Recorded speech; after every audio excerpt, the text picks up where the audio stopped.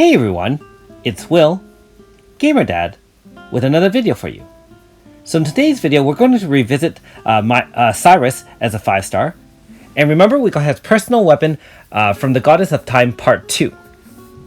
Now we're going to test out his personal weapon and see whether or not that makes Cyrus substantially stronger, or if he's still not as viable on water DPS teams. Now if you haven't already, make sure you like and subscribe to my channel, I really appreciate it. Also, I do have a Patreon account for those who want to support me that way. So I will leave a link below of my original review of Cyrus as a 5-star. Keep in mind that these are the 3 moves we're going with, and I am currently equipped with Crescent Shadow, which is a Otherlands Baruki or Barakai region weapon, which is upgraded to +4. So it increases speed and also increases int and power when the user's HP is low. So let's take him out for a spin. First of all, we're going to take on the Avatar of Wisdom just solo. And we're going to alternate between the Enku Flow Broken, which basically increases power to himself, which is stackable up to 3 times. And then we're going to alternate with that and his Water Slice, which is 2x slash that can apply sleep to enemies that are vulnerable to that. You can see he's putting up a pretty good fight, but being that the Avatar of Wisdom actually isn't that strong, it's amazing that Cyrus as a 5-star can't take him down that easily. Obviously that with RNG, the amount of sleep attacks that the enemy can do can actually wreak havoc on your team, especially if you are a single fighter. Also keep in mind that, of course, being that Cyrus does not have any healing properties, he's not like a healer, it makes it a lot tougher when you do get hit over and over again. In a party where you do have adequate healing and support, he probably would be okay. So you can see he unfortunately was not able to take on the Avatar of Wisdom solo.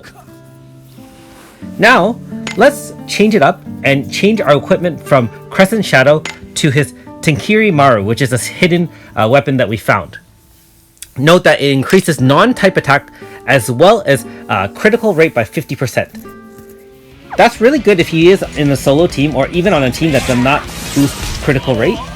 Nowadays, there are a lot of 5-stars that can boost critical rate to the whole party, so may not be as effective or useful in those kind of parties. However, in a lot of water parties, you may not have that kind of access to those moves. So you can see that the damage he's doing is a little bit higher.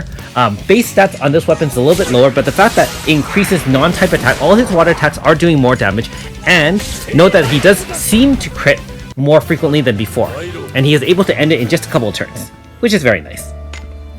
Now, let's take him against Salamander, who's in Purgatory, and this is the final form, which is the 3rd battle version.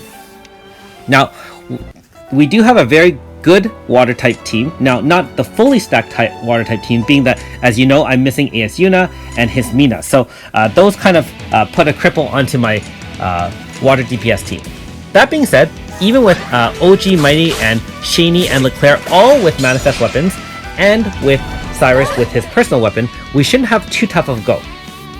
Right now, we don't have a full AF bar to start, so we're just going to power it up and just slowly take our time just to kind of show you the kind of damage that he can do when stacked up with his Enku Flow Broken before unleashing Water Slice. Also, keep in mind that with Shani's manifest weapon, she does self-heal and do more damage when healing, when fully maxed out HP.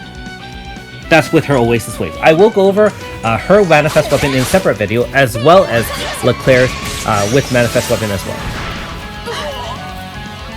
So you can see that we're almost finished defeating the back portion of the Salamander. Will he collapse, and then we can unleash a full AF bar on the enemy. We're just going to rotate in Mighty, being that it applies water resistance debuff 25%. Note that we don't really need that since we do have Epic Tail, which can stack water type resistance debuff on the enemy. As you can see, I laid it on, and I'm continuing to attack with additional debuffs until the enemy is done. So you can see that Cyrus actually does hold his own in terms of doing some damage, and the increased critical rate does really help with keeping up with the rest of the team. That being said, I don't feel he's extremely powerful, but as a stopgap before getting more powerful water type characters, I don't see any problem with using him, especially now that he has access to his 5-star moves. As a 4-star, especially in part 1 before chapter 25 is finished, not sure he would be as viable, being that, you know, if you pull any sort of 5 stars, you're probably well ahead of the game instead of using Cyrus. That being said, I fully recommend upgrading him to 5 star and grinding out some light on him, as you can see, while getting his Psalms.